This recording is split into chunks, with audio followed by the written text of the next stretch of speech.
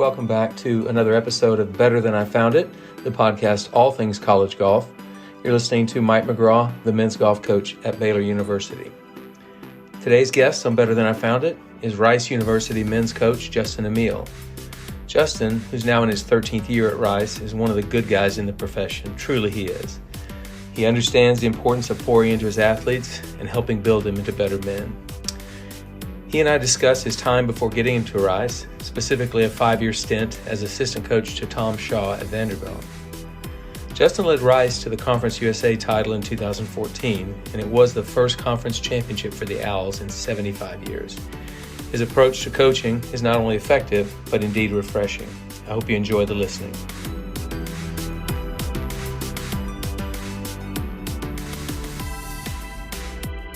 Okay, Better Than I Found It listeners, please join me in welcoming the podcast today, Rice University men's coach, Justin Emil. Justin, I appreciate you taking time, just to spend some time talking today about college golf. Well, Mike, I'm honored. I mean, there's so many people that are inspired by this podcast, and I just can't believe that you'd actually think of me to be on here. So I'm really looking forward to the conversation and learning something from one of the greatest coaches of all time. Well, that's humbling to hear, but I appreciate it very much. But, you exemplify what this podcast was going to be about originally. In the world of podcasts, I'm a very small guy, not a big guy. And I didn't ever want shock value or being edgy or using language or different things to get people's attention to ever be a part of this podcast. What I wanted it to be was shining a light on the positive, great aspects of college golf or junior golf, but just the world we live in. There's so many great things that people want to hear, and they want to hear stories. They want to hear your story. They just don't know it yet. They're getting ready to find out. You and I obviously have walked a jillion fairways together, whether it was when you were an assistant and I was a head coach at Oklahoma State, or since the time that we've both been at Rice and Baylor. So we've walked a lot of fairways together, and I've paid attention very closely through the years who you are and what you do. So that's why you're on the podcast today. Appreciate your humility, Mike. I think there's a lot more listeners than you think, but that humility, I think, has paved the way for a lot of learning from a lot of coaches and junior golfers and parents and even professionals, I'm sure. Well, I appreciate you saying that. I honestly think if I'm going to be a coach for however many more years, I better be learning because there's a whole couple of generations of coaches behind me that are way smarter than I am, more creative than I am, all those things. So if I don't continue to try to learn and push the envelope a little bit, I'm just going to get boat raced and lapped, and I don't want that. So as long as I'm doing it, I want to do the best I can. But that's why I have at least every other podcast or so has a coach on it, because I want to learn from other coaches and I want to hear their points of view and their perspectives. So really excited about this. You and I just finished a Christmas break like every other coach in the country. That's a great time to settle down, take a deep breath, recharge your batteries, spend more time with your family, all those great things that give you rejuvenation. But we're through with that. We're back into the second semester. And as you and I both know, this is the fastest, busiest time of the year. It's crazy. It's over before you know it. So before we get into talking a little bit more about who Justin is, take me through your spring schedule. Where are you guys going to play? Yeah, it certainly is a busy time. I mean, you could just ask my wife right now as I was blazing out the door this morning to try to get up here and get prepared for a recruiting visit and everything else. But our spring schedule starts a little less than a month from now. We play our first tournament that we co-host with Sam Houston State at Bentwater on the Miller Golf Course, which is in Montgomery, Texas, so not too far from Houston. And then we go to Laredo, Texas for the Border Olympics, the oldest college golf tournament in history. And so many great players have played in that. We finish that one and then jump on an airplane to head to Cabo, Mexico to play in the Cabo Collegiate. And I think that's where we'll first see you, the Baylor Bears this spring. What a golf tournament, huh? What a field. Incredible. It is such a great opportunity for my team, and it definitely boasts the best field in all of college golf, and in a really fantastic place. And it's pretty cool. And then after that, we go to Louisiana on spring break and play in the Louisiana Classics, which is another historic golf tournament at Oakbourne Country Club in Lafayette, hosted by Louisiana Raging Cajuns and Theo Slyman. And then we co-host again with the University of Houston and Jonathan Dismuke at the Golf Club of Houston tournament course for the I'll see you there. I'll see you there for sure. That's another long-standing college golf tournament. So many great players have played in the All-American. If you just look at the history books there, and then we get a little break after that, and then we're going up to Indiana early April. So it could be anything, and we're playing a really tough course, the Foul course at Indiana, which I believe is their university golf course, and that's like early April. And then after that, we're just preparing for our conference championship and postseason, and so it's exciting. And like you said earlier, we were chatting. It really flies by every season. You feel like you just started in August, and then next thing you know, it's April, and you're preparing for your players to really compete at their best. Yeah, this is the exciting time of the year. I mean, the fall is great, but the anticipation of your ranking improving, getting invited to a regional, winning your conference championship, getting into postseason is always exciting. And hope springs eternal. So we all think something great's going to happen. I know I do. I get to know your players better than you think, because obviously you do recruit in Texas and I do as well. So I know some of these players you're getting ready to tell me about, but just take me through your lineup, starting from seniors all the way down to freshmen. Yeah, I would be doing an injustice if I didn't mention first my assistant coach, James Lee, who played for me at Rice. He was my very first recruit back in I recruited him in 2011. He joined us in 2012, and he's done a phenomenal job. And I know you've had a chance to meet James, and he listens to a lot of your podcasts as well. And he's doing a phenomenal job for us. And then I have a former player that's helping us out as another assistant coach, Campbell Gibson, who has truly grown so much in the last few years. He had the opportunity as a grad transfer to go play at U of H for a year and go to grad school. And then he wanted to come back, which I think speaks just loads to the university here and his experience at Rice. And so I've been really fortunate to have those two guys help me out. So my seniors, I've got a senior from Madrid, Spain, Rodrigo Martin Miranda. And Roddy is I like to call him the most interesting man in college golf, because he is incredibly talented. On the golf course, he's got a beautiful golf swing, incredible short game. He's got Sevy's hands around the greens, and he can play the guitar and sing. He was crowned Mr. Jones College at Rice, which, if you don't know, we have a residential college system here, and he was the most talented male at Jones College. So incredible guy, good player. And then Jay Kirchdorfer, who transferred here as a grad transfer from Kentucky. And we were fortunate to catch Jay at a really good time in his career, because his game was really peaking. Right before he came here, he played in the SEC championship his senior year for Kentucky, and then really helped them in the postseason that same season right before coming here, and then had a great summer, and they just rolled right in here like a freight train. And a lot of the guys call him Grandpa Jay because he's in his 6th year of college because of COVID, but he's been phenomenal for our team and really a good leader. We have Raghav Chugh, who's a junior from India, New Delhi. There are 23 million people in New Delhi, and which is incredible to think about. And he was the best golfer as a junior player in all of India, number one in all of India. And I thought to myself, well, if there's a billion people in India and he's number one, he's probably pretty good. Well, India had golf before the United States had golf. Golf Really? came to India in 1826. It didn't come to the United States until 1888. So you went to the right spot. That's great. I didn't know that. So I really lucked out. He's been a great player for us, and just ball striker, really good ball striker, good mind for the game, good competitor. And then Blake Benson is from Austin, Texas. He was a part of that Westlake championship program they have at Westlake High School. And he's really a sponge. That guy will sit there and listen to everything you say and just take it in and just suck it all in and just be ready for just to apply it. And he's really improved over the last 3 years. since he joined us at Rice. And then we got sophomore class. We got Davis Bird, who will make the superintendent want to resod the range. That guy pounds some golf balls. He is a really, really hard worker, very focused. And he's redshirting this year, but he's certainly been taking advantage of that and putting the time in. And then Lucas Boandel is from Austria. By the way, Davis is from Houston. Right. Lucas is from Austria.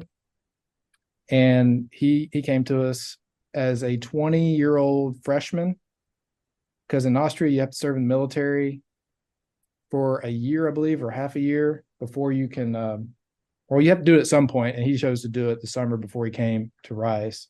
And he's about to turn 23 as a sophomore. No, 22. Anyway, he's an old guy. And I think one of the things that I thought about when recruiting him is that when he's a senior, he's going to be like 24, 25 years old. So very mature young man, lefty, hits it really far, and beautiful golf swing. Just I could watch that thing all day. It's great. Nick Lee comes here as a graduate transfer from Division III school in New York, Trinity College there, and he's got so much speed. I wish he could just pass some of that down to me. But Nick has come in. He's very passionate. You can hear it in his voice, very competitive.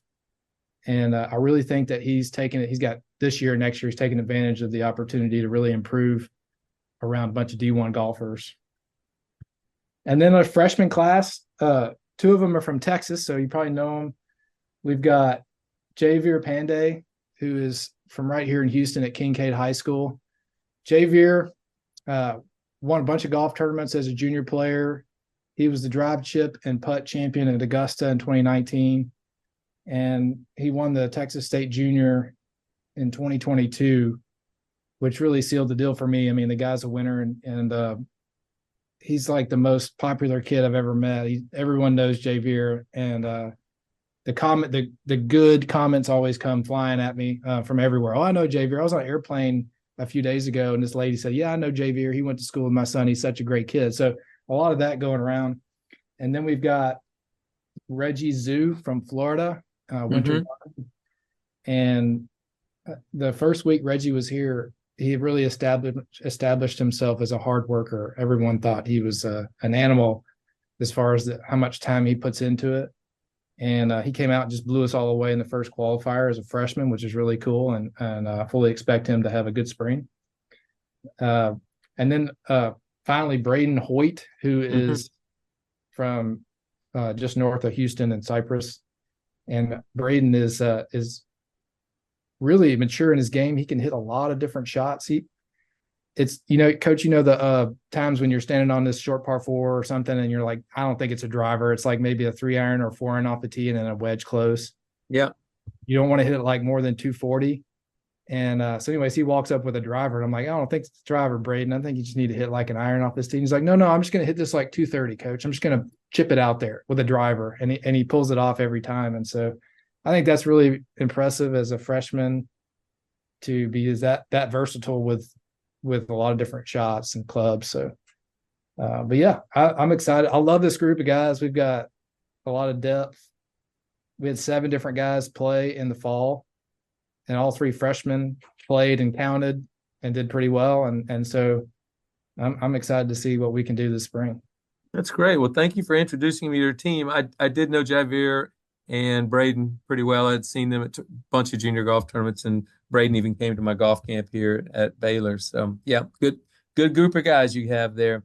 Your 13th season at Rice now. That's kind of hard to believe. I bet 10 years at Baylor have gone by in a flash. I don't know where time gets to.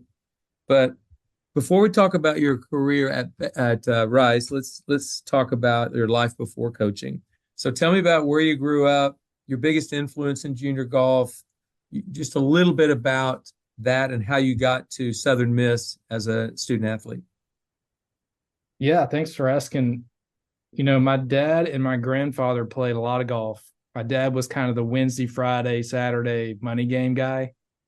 And my grandpa was the retired football coach, teacher that could play every day. And so in the summertime, my grandpa would take me out to the course and we'd go play. And I would jump in the cart with my dad when he was playing in the money game. And I remember thinking how awesome these like 10 to 15 handicap golfers were, how far they hit it and how incredible that was.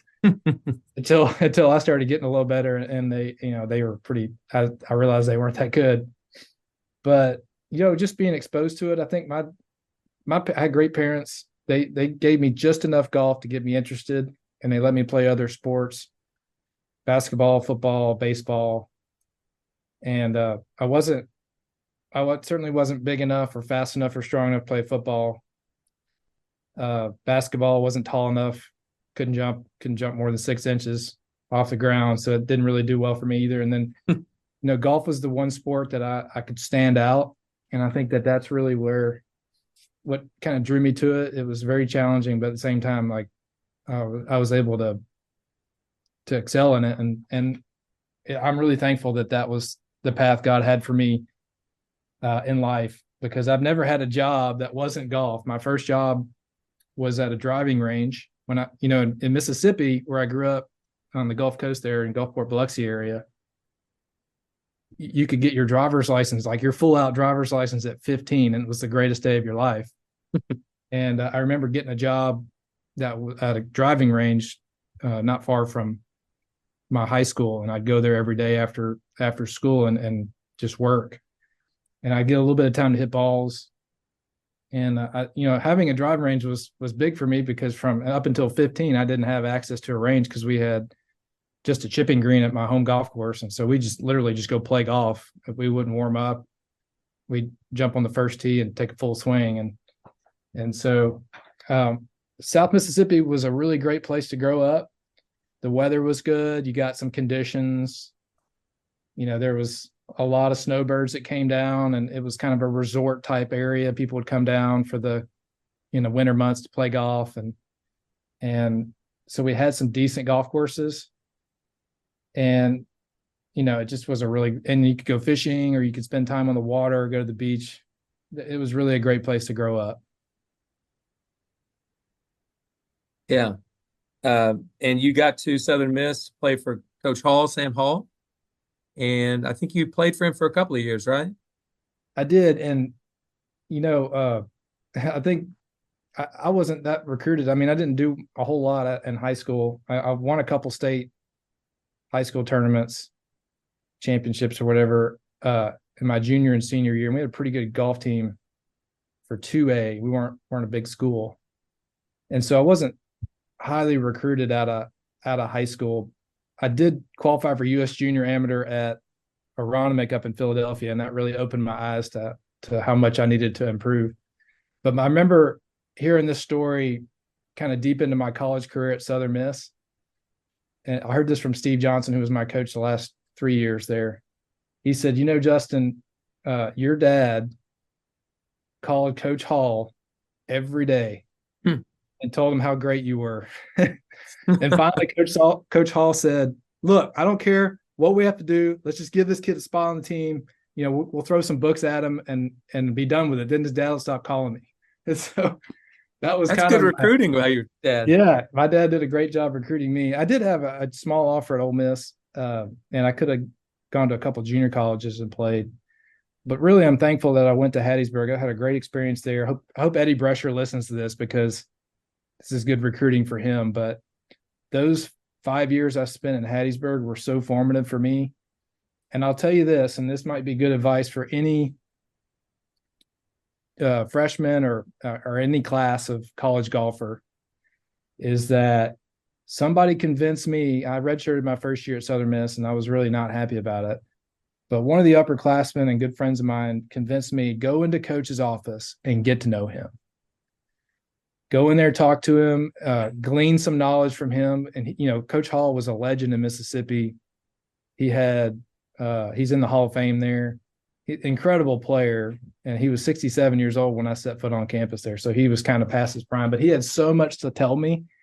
And I learned so much from that guy, and our relationship really grew. And that benefited me greatly. And when I first started playing after redshirting, I don't believe I would have played as well as I did, or as I wouldn't have been in a good place to play as well as I did if I had not spent that much time with Coach. So I really feel like that taught me a great lesson, is is you got to go and seek coach out and really spend some time with him. Like go in his office, sit down. If you got 30 minutes between class, go to lunch with him. Just whatever you can do to get to know your coach, and then you'll start to understand, I think, a lot of the things that he does, and you'll find, I think most coaches out there, if not all of them, want to make their players better. And Coach Hall really made me better, and I really appreciate that. So, and one thing that I'll share less, I know I'm kind of going on about this, but You're good. I came across this Bible verse this morning that really thought it kind of synced up with this. It's from Matthew chapter 7, verse 7. It says, keep asking and it will be given to you. Keep searching and you will find. Keep knocking at the door and it will be open to you. For everyone who asks receives, and everyone who searches finds. And to the one who knocks, the door will be opened. And I was like, Ali, you got to go knock on Coach's door. I'm sure he'll open it up and he'll share some really good wisdom with you. And certainly Coach Hall, God rest his soul, he passed away a few years ago. He really let me know a lot of things that I wouldn't have known otherwise. Wow, that's a good story and great advice. I think kids are often intimidated by going and talk to the coach. Maybe something bad will come out of it. I think that's the wrong way to look at it. The kid comes into my office, even if we're not talking about golf, we might talk about something that changes his path or changes his course. So good advice for any young player. You got to Southern Miss, and you actually, once you redshirted, you had a pretty good freshman year. You were conference freshman of the year in the Conference USA. You ended up being an all-conference player later. You played in 2 U.S. amateurs in college, in 2002 at Oakland Hills and 2003 at Oakmont. Talk about the gauntlet of golf courses to have to play your U.S. Am. Those are amazing golf courses. Any memories from those 2 events? A lot of great memories. Real quick, I'm known as the guy that changed the rules for freshman of the year in Conference USA. Mm-hmm. So my redshirt freshman year, so I wasn't a true freshman. All you had to do to be freshman of the year was be the low freshman at the conference championship. It didn't matter a thing how you played the whole year. And I kind of played average all year. I think I averaged 76 all year, and I finished top 10 at the conference championship, beat all the freshmen, and I was freshman of the year. And Tom Shaw, who I worked for later at Vanderbilt, raised his hand in the next year's coaches meeting, and he said, what is this rule? Like, why can't we look at the whole year? It just made total sense. But I'm the guy that made that rule change come. Well, they can't take it away from you. I know that. You've got it on your resume here. Exactly. No, they can't take it away. But I always thought that was hilarious that Tom was the one to raise his hand protest. Wow, so yeah, that's crazy. Playing the U.S. Amateur, I tell you what, as a coach now, I can look back on that experience and realize that it was a level up in golf. Especially, maybe not so much for me at Oakmont. I don't think I truly realized it at Oakmont, but at Oakland, at Oakland Hills, I didn't truly realize it in 2002. But in 2003 at Oakmont, I was playing really well. I had a great summer, and I remember it was like the 3rd hole at Oak. I teed off the back 9, and I got off to a pretty good start, and I hit a nice little 6-iron above the hole and on the wrong side of the pin on this par 3, putted it 30 feet by and 3-putted for bogey. Thought I was going to make birdie, and I made bogey. And then the next hole, I pured a 3-wood off the tee. Nice high draw, fairway slants from right to left. It lands on the right side of the fairway with a draw and rolls into 4 or 5 inch rough. And I realized right then that I really had to level up. You have to work the ball differently in a U.S. Amateur on a golf course like that. You have to put the golf ball on the strong side of the pin, and you can't just rely on default golf shots to play a golf course like that. And that's the difference maker for players. And I think in major championships and, the highest levels of golf is strategy. And, it doesn't always have to be perfect, but you might want to, hit a little cut every now and then, or, you can't just always hit the stock shot. But yeah, I certainly learned that you have to level up, and my game wasn't even close to being ready for that level of competition. I didn't know it at the time, but I know it now. And it was really a great experience for sure. One of our incoming freshmen at Oklahoma State that year was Casey Wittenberg, who was runner-up that year at Oakmont. And I recall every day on the 10th hole, he hit it in the middle of the fairway and had a sand wedge or a lob wedge every day. He never hit the green all week in any match or stroke play or anything. That green worked away from you and it was as firm as concrete. And I just remember thinking that golf course is hard. So yeah, you say level up, it's just a different level of golf. That's all there is to it. Everybody goes to the putting green at Oakmont for the first time. And you Mm-hmm. kind of look at it and say, wow, this is amazing. And you try to hit that first putt and you put it about 30 to 40 feet by. And you're like, okay, it's on this week. Wild. Well, so you had a really solid college career. You played fine, and I know you still had dreams of playing professional golf, like all of us did when we're going through a collegiate career. But something happened your senior year at the conference championship that was tragic, and it changed the course of your golf life, of your whole life. Can you talk to me about that? Yeah, I was coming down the stretch of my senior year, and certainly that's all I wanted to do was play professional golf. And my dad and I really shared that dream together. And so, anyways, he went in for a minor surgery that kept him in the hospital overnight. And I, had left for conference. We played the practice round. It was in Tampa at Lake Javita for Conference USA, and played the practice round. Called my dad that night like I normally would if he would, if he hadn't come and watched, because he came to almost every tournament, and really got to know all the guys on the team. My dad was really kind of a part of the group, and called him and talked to him like it was like 10:30 East Coast time. It was 9:30 back in Mississippi, and just told him how it went.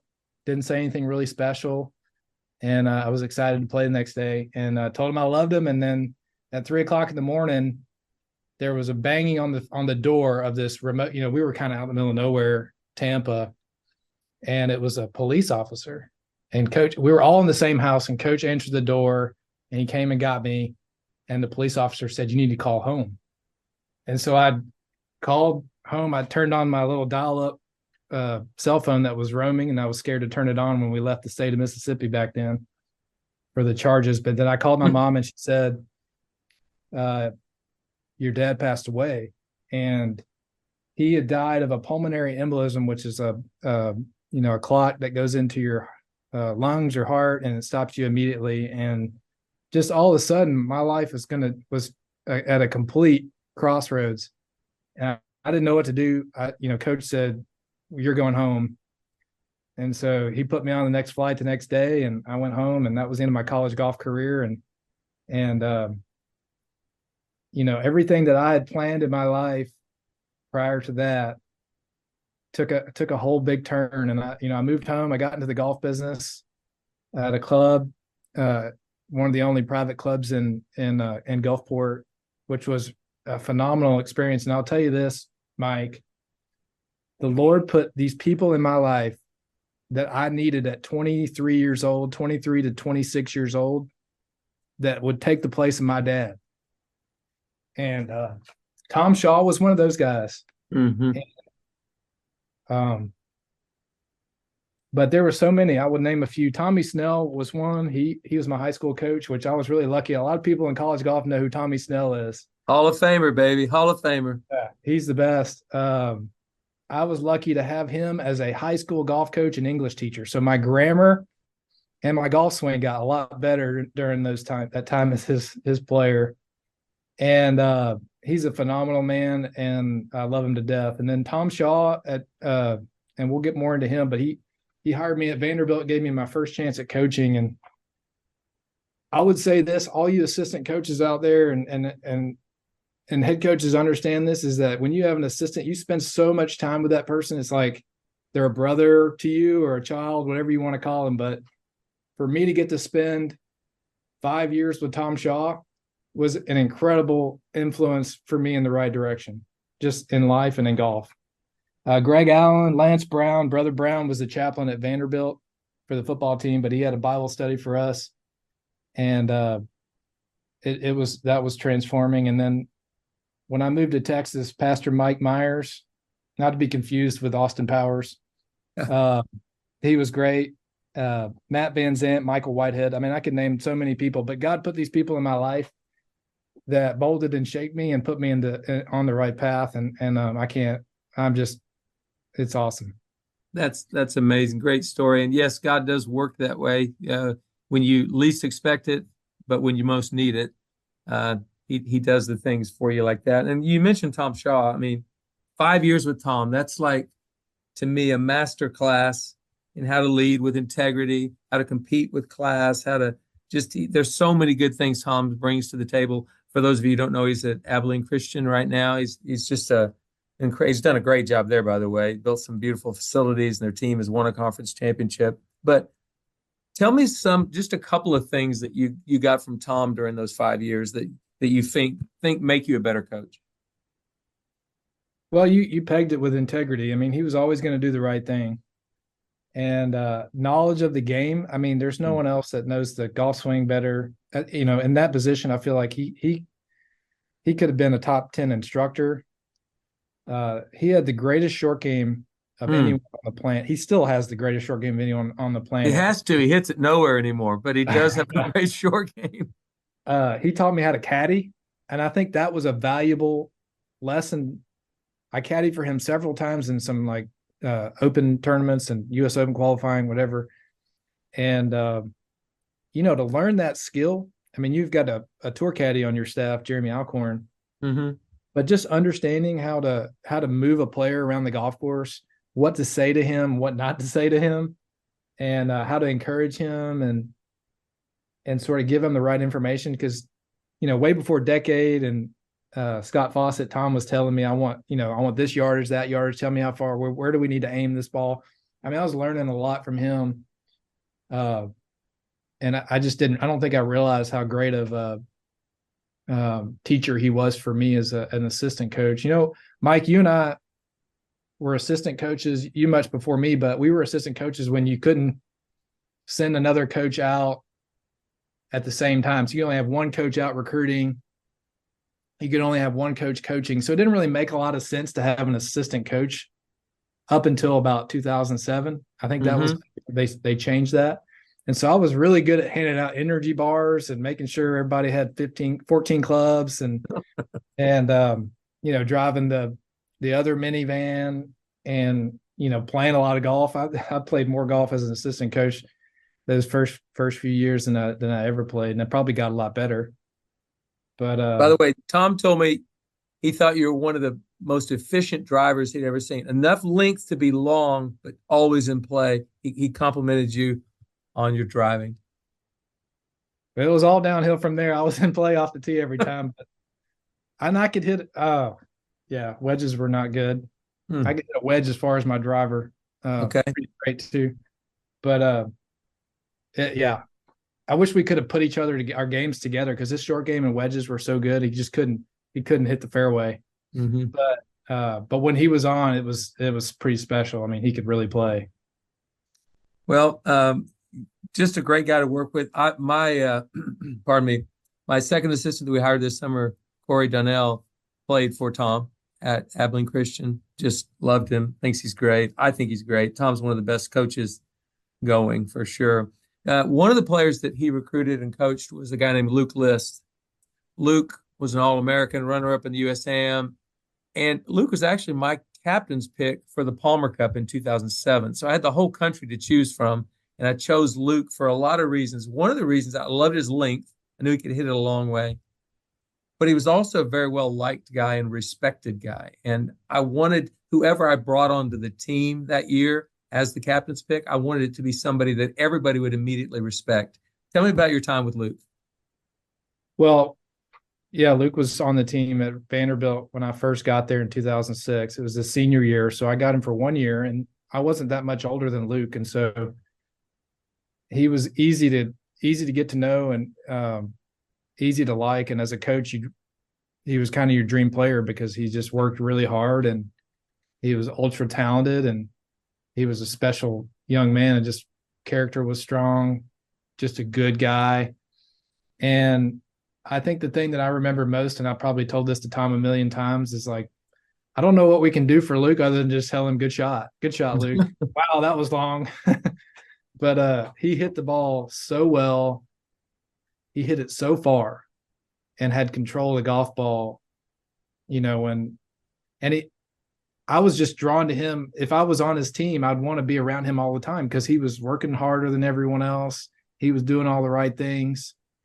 And there was just something that was magnetic about his personality. And so if there was a group of guys on the team that didn't spend as much time with him as possible, I couldn't understand it because I was like, I'm going to practice with this guy. He's going to make me better.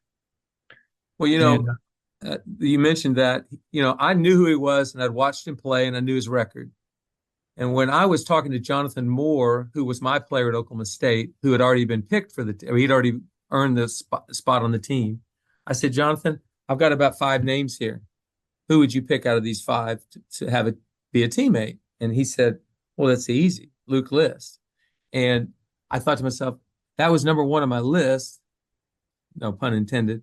But Luke is just an outstanding human. And if Jonathan Moore thought that, Jonathan's as good as they come. So you're pretty fortunate you got to spend a year with him. What a good guy. well, I was thrilled to see him get a couple wins on the PGA Tour, and it's just like it seems like he's the guy. He fits the mold. Like this guy should make it right away, but it really took him a long time to really establish himself on the PGA Tour, which was a complete shock because like every tournament his senior year, he had agents following him. He had a big deal with Titleist coming out of college. And you're just like, this guy's going to make it. He's got like the easy route to the PGA Tour, but he really had to pay his dues. I guess that shows you it's not that easy, right? Yeah. Not that easy. So, a lot of really good things have happened since you've been at Rice. You've been there, as I said earlier, in your 13th year. You've had 23 All-American scholars. That's pretty impressive. That's a couple a year, basically, which isn't easy to do at Rice. I mean, it's actually more difficult because the academics are so strenuous. But one thing you did was you brought the first conference championship in 75 years to Rice when you all won in 2014. So just take me through with a couple memories of that Conference USA title in 2014. Yeah. I would say, yeah, you're right about the All-American Scholar thing. It's the same requirement for any school. And I feel like these guys are really have to do well to accomplish that. But yeah, the 2014 conference championship, historically, Conference USA has played their conference championship in Texarkana, but that year, for whatever reason, I think it was a lot going on at the country club Texarkana, that we moved it to Oak Tree Country Club in Edmond. And I know you're familiar with that place. Oh yeah, very much. And I don't think I was ready for how much wind was going to blow in April there, but my assistant coach, James Lee, was on the team that year. And he says this all the time in recruiting visits. We played a very diverse schedule that year. And when we played all over the place, we played in Florida, South Carolina. We went to a tournament in Oregon in the Bandon Dunes, and we were just everywhere. And he attributes that traveling around and playing lots of different golf and different conditions to really preparing us to play at Oak Tree Country Club. And my favorite memory of that week was, it was only 54 hole stroke play back then. Now, they didn't have match play or anything like that. And I'm sitting at breakfast. We had a lot of free time because I think there was a big rain delay or frost delay or something. And 3 of my guys went with my assistant to Oklahoma, University of Oklahoma's course, just check out, just to see the facility and stuff, maybe hit a few balls. And then I took my a junior and a senior to breakfast, just me and them. And I was sitting there with those 2 guys, and one of them, Tommy Economo, looked me straight in the eye, and we were kind of right there. We were like in 3rd or 4th place, but we were a few back of the 18th ranked team in the country, UAB. And he looked at me and he said, "Coach, I don't want this season to end." And I was like, "Okay, yeah, I don't want it to end either. I want to keep playing." And we were the middle wave out that day, and it was super windy, really tough day. And I don't remember what we shot. Actually, there's a scoreboard in my office, but anyways, not important. But we finished the round, and Whit Turnbow, who's coach at MTSU at the time and has gone on to be the Tennessee Golf Association director. He looked at me and he goes, "Coach, I think that's enough to win." And I'm like, "What, really?" And so we had to wait a long time for all the teams in the final wave to come through, and that last score posted, and we had a one-shot victory. And I remember my guys dogpiled on the range because they were warming up for a playoff, and it was really cool. It was a really great experience to come from behind like that. I think that's always pretty special. But my freshman that year was a guy named Kevin Riley, who you and I have talked about. Mm-hmm. Kevin was incredible. He played a massive draw, but he got it in the fairway every time, and good putter, good chipper. Played some phenomenal golf his freshman year. He was the freshman of the year in Conference USA, and there was a lot of good freshmen that year. But I remember at midseason, Golfstat had put out their projections of each conference, and I think they had a comment about every team, and they said Rice has no chance to win the conference championship. That's a refrigerator material right there. Yeah, so he had a massive chip on his shoulder. He took that article and he put it on his mirror in his dorm room, and he looked at it every day, and it just pissed him off. And then after it was all over, and Conference USA did a video, and they interviewed my players, and they interviewed Kevin, who's freshman of the year, Conference USA. And Kevin was like, "Yeah, Golfstat didn't believe in us. Nobody believed in us, and we proved them all wrong." And I don't think there was a more finer moment for him than that. He was really he really soaked that up, and that was a cool memory that Kevin and I have. But as a coach, yeah. You're always seeking and searching for ways to motivate your kids. It looks like Kevin did it without your help. He just did it himself. Yeah, absolutely. So I can't take any credit for that. And I'm going to apologize for all those kids I coached for those first few years at Rice because I was a young coach, really wet behind the ears. I was passionate and excited, but I don't feel like I knew a heck of a lot about whatever I was doing. So as a young coach, if you're listening out there, the players are teaching you more than you're going to teach them in the early years. They're teaching you how to handle critical situations. They're teaching you how to handle a kid who's disrespectful, have a kid who breaks a club, and they're teaching you because it's all basically first things happening to you. And so you don't have to apologize. We're going through what all of us do. I would just make sure that office door is open, and you're encouraging your players to come in and sit down and get to know you, because you can learn a lot from them. They can learn a lot from you. And I think I love it. I listened to your podcast this morning with Trey Bosco, and I could just see the relationship that you have with your player, Mike. And I think when you walk up to Trey Bosco at a tournament, he's happy to see you because there's everything's out on the table. There's no secrets between you. There's no tension you're truthful with each other, and there's conflict and there's uncomfortable conversations and disagreements. But at the end of the day, there's a strong relationship there. And, that's really a big piece of the puzzle if you want to win a championship. I appreciate you saying that. Trey and I have had some frustrating times, but every player I've ever coached and I have had frustrating times. But that's, I think, how the relationships are built, how they're strengthened, is because you find ways to get through those. And plus, as a coach, you better give that kid opportunity to learn conflict resolution, because he's going to be an adult someday. So he's got to learn how to talk to another adult, work through a problem, and move on. And Trey's done a beautiful job of that. And he's playing his best golf. Yeah, absolutely. Speaking of a really, really good player that you coached, Mitchell Meisner, coming out of high school, probably not a lot of people thought about Mitchell as being a great player. And really, until late in his career, he hadn't done a ton at Rice. But he won some tournaments late, including your conference championship. He's on the Korn Ferry Tour today as we speak. I think he's one of the great stories in pro golf right now that nobody ever really talks about. He's done a lot when nobody ever expected him to. Talk about Mitchell.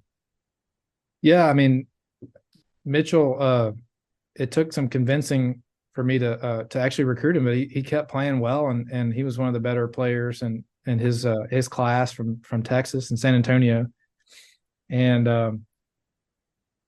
that recruiting class, I think it was 2015 was his freshman year, maybe 2014 fall. Him and Mario Carmona were the two freshmen that year. And they were roommates. I've never seen two guys that loved the game more than they did.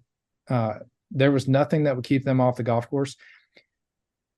A good example is we could be at a tournament, and if we had to wait for a flight, or we had to spend an extra night, they would want to go play the golf course again. When a lot of guys would be like, I don't want to see this golf course, for another year. And they just love golf. But Mitchell, it took him some time. He's a super smart kid, great young man, very very talented. He could hit so many different shots. He single-handedly convinced me that the driver off the deck is a good play.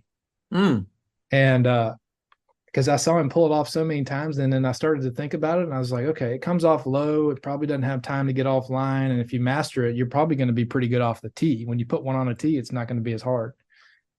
But he had a really great ownership of his golf swing. He'd be a great instructor. Quick story about Mitchell. So his senior year, fall, was probably one of the best ball striking fall semesters of any player I've ever coached. But he got nothing out of it because he couldn't make a putt. He was really struggling with the putter.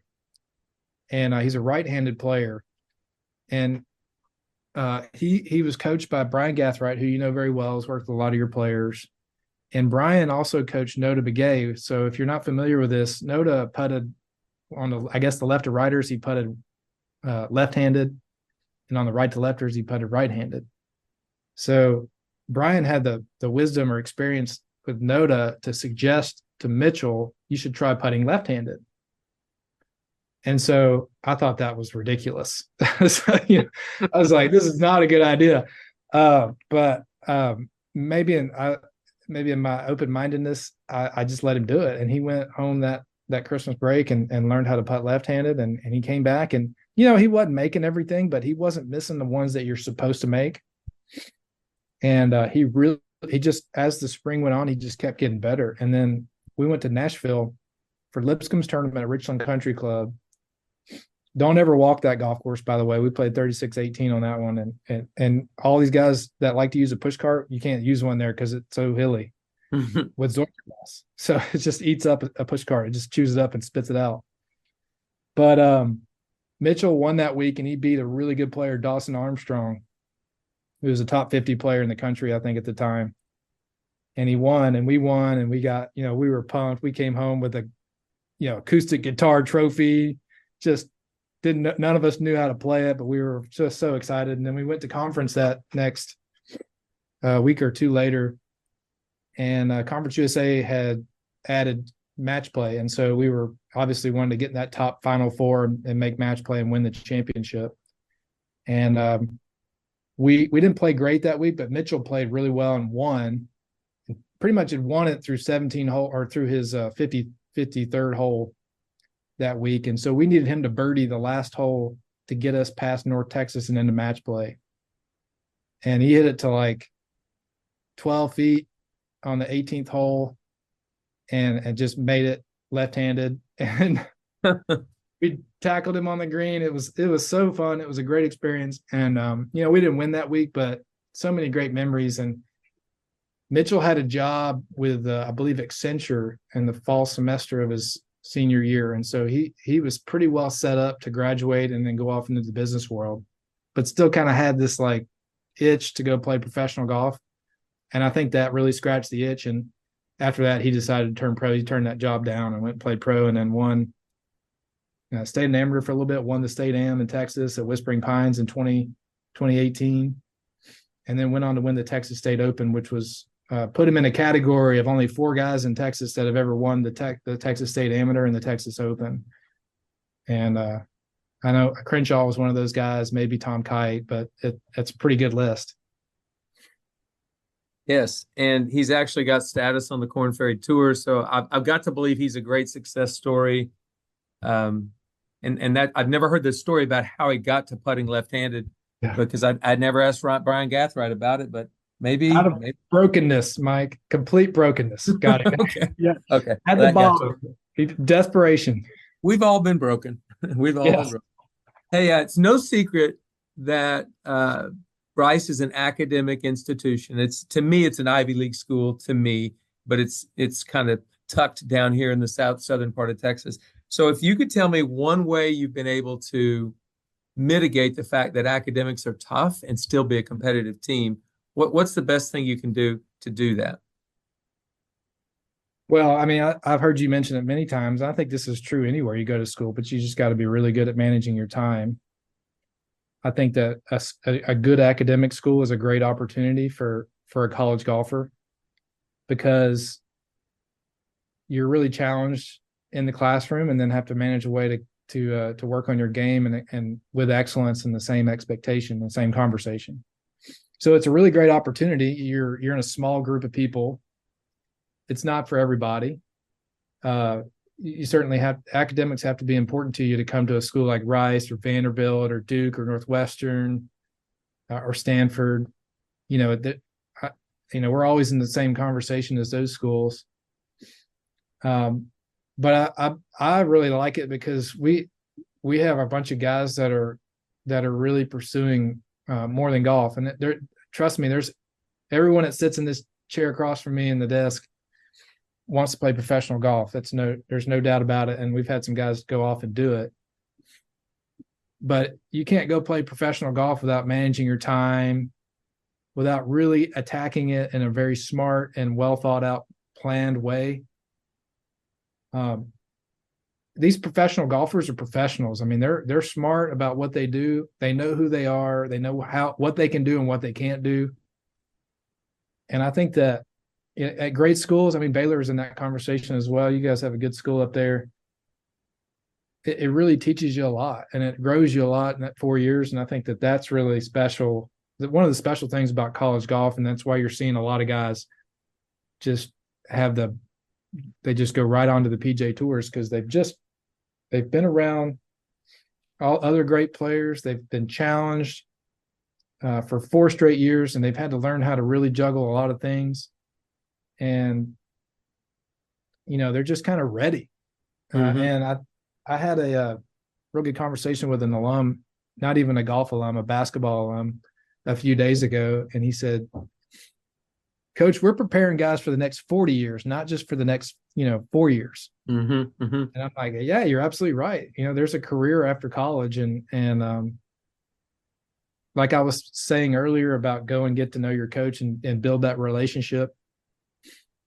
These relationships that you build in college are going to be a part of your life, for the next 40 years. And so this is an important time for sure for everybody. And don't be shy. Go in his office, learn from him. If you got a Luke List on your team, you better latch onto that guy because there's something special about him and you need to figure out what it is. And listen to Coach McGraw's podcast because there's so much good stuff that comes out of it. Yeah, that's good of you to say. And that's one of the reasons you're on this podcast is because I know you love learning. And so if you can give a little bit of what you've learned through the years to somebody else, a young coach, that's a great thing. And obviously the good advice you just gave about discipline to do a good job in the classroom, it bleeds over into your golf as well. And then it makes you a better husband, businessman, just a better adult, period. I could not believe when you told me that you need to keep learning. I'm like, how does Coach McGraw not know everything? Yeah, he's got a lot to learn. I got news for you. So, yeah. But I'm learning. I'm doing better. So, okay, well, I'm going to do a speed round with you here in a minute, but I'm going to ask one more question before we get to that. I haven't prepared you for the speed round, but I did ask you this question before we recorded. What's the best piece of advice you've received from another coach, but not Tom Shaw? Tom has obviously had a great impact on your career, but just a piece of advice from another coach. Do I need to name that coach or can I keep that? You can keep that secret if you want. Okay. I had a phone call with a coach. I think it goes back to that always learning mentality, which is, I think that's a great way to approach it. But I saw a team that not a whole lot of people think about go like 56-2-1 in the fall of 2023. And I actually recruited that player when he was in high school and didn't get him. He went somewhere else. And he's the coach now. And I'm like, man, I've got to call this guy. I'm like, what are you doing? How do you do that? That's incredible. Two people, you only lost to two teams the entire fall. And he told me, and he said, I think this fits your personality, Justin. I just want my players to know that I care. Hmm. And I'm like, really? And he said, yeah, I try to spend as much time with them individually as I can. And, it kind of goes back to that relationship part conversation. He does a great job of building that relationship. And he's like, he wants them to be vulnerable with him. And I really listened to him when he said that, because I was like, man, that's absolutely, I can totally do that. That just takes a little bit of time for me, right? Just get that guy in here and let's get to know each other. But that was really great advice.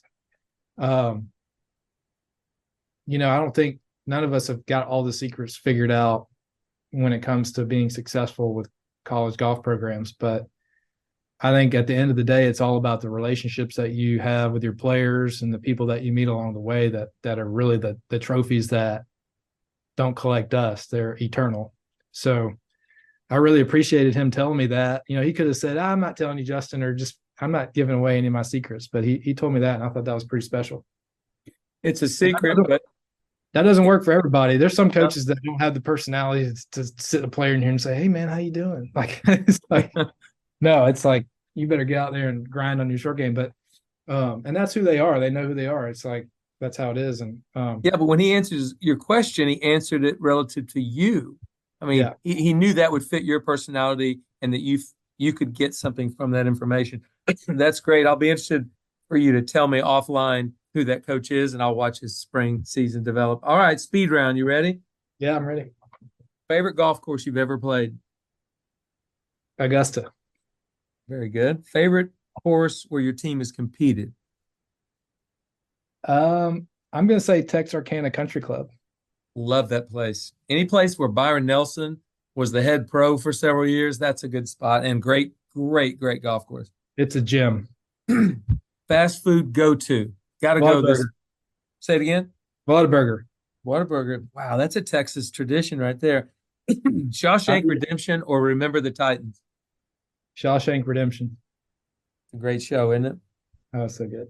All right, Luke Bryan or George Strait? George Strait. I knew there's another reason I liked you.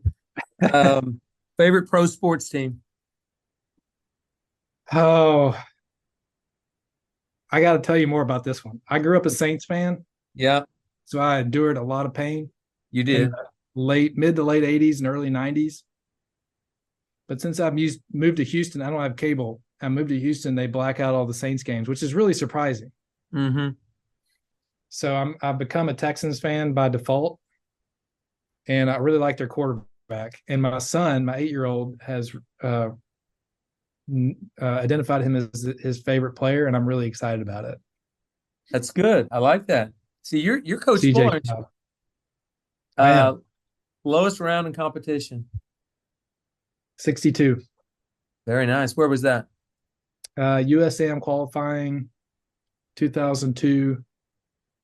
Luckily, it was a 36-hole day. I didn't have to sleep on that 62. But it was at the Tribute in Colony, Texas, which is I know the golf course. British Open minimum copy course. Yeah. And I think it's got Mike, I think it's gotten a lot harder since then.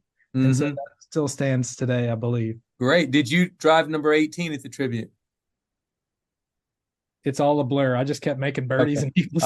Okay. All right. Couldn't miss. Most embarrassing moment on a golf course? This one hurts a little bit. Okay, so good. The year that Mitchell won, there was a lot of really cool things. I mean, this was devastating, and at the same time, a great story. So, Nick Duggan, who's we're a great player for us, also worked with Brian Gathright. He, the classic first hole of a tournament. Haven't changed my rangefinder battery in weeks. Don't have a backup. I'm walking with him. He's like, Coach, my rangefinder's dead. I'm like, it's no problem.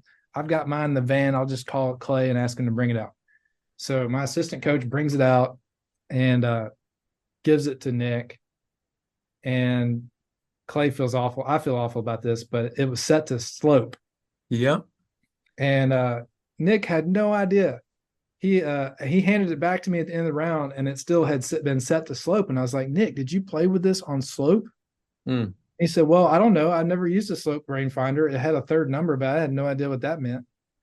And so he was completely honest about that. I believed him. And so I went to the rules official and I was like, my player just played 18 holes with the slope laser, but he had no clue. I was like pleading his case, And anyway, they called all the rules officials they could. And at the end of the day, it was DQ. And I just felt devastated for him because he was DQ'd from the conference championship at Texarkana. But we spun it in a great way, and it ended up benefiting us. He played well the next 2 rounds. But I was so embarrassed. I just DQ'd one of my players. I handed him a rangefinder. And so they don't need help getting DQ'd. What are you doing? All right. Final question, dream foursome, you and 3 others. Yeah, I've thought about this question. Someone asked me a few weeks ago, and I've never been asked that question. But Tom Shaw was such a great influence on me. I'd be doing him. I love playing golf with Tom Shaw because he's the guy that snap hooks it left in the woods and then chips it out to 70 yards and then gets it up and down after you've bombed your drive 320, and you hit your wedge 25 feet and 3-putt it. Mm-hmm. And makes the par. Tom, I definitely love playing with Tom. I'd love to play with my dad again. I think that'd be really cool. Jack Nicklaus is always my I remember watching him win the 86 Masters. I kind of caught the end of his career. I wasn't old enough to see him at his prime, but as well as he played in his 40s and 50s was pretty incredible. So that'd be a treat. We'd have to play, honestly, we wouldn't have to play any great golf course. We could go play Great Southern Golf Club where I grew up playing, and the condition it was when I was growing up, which was terrible. Well, that's a good foursome. I have included my dad in my foursome too. There's no doubt if my dad was still alive, he'd be playing golf with me. Well, Justin, thanks a million for coming on today. You did a great job, told some great stories, and you gave me everything and more that I thought you would. So I appreciate that. Let's have a great spring, and I'll see you in Cabo, huh? Yes, sir. We'll see you down there and put some sunscreen on. Absolutely. All right. Thanks, Justin. All right. Take care. Good luck.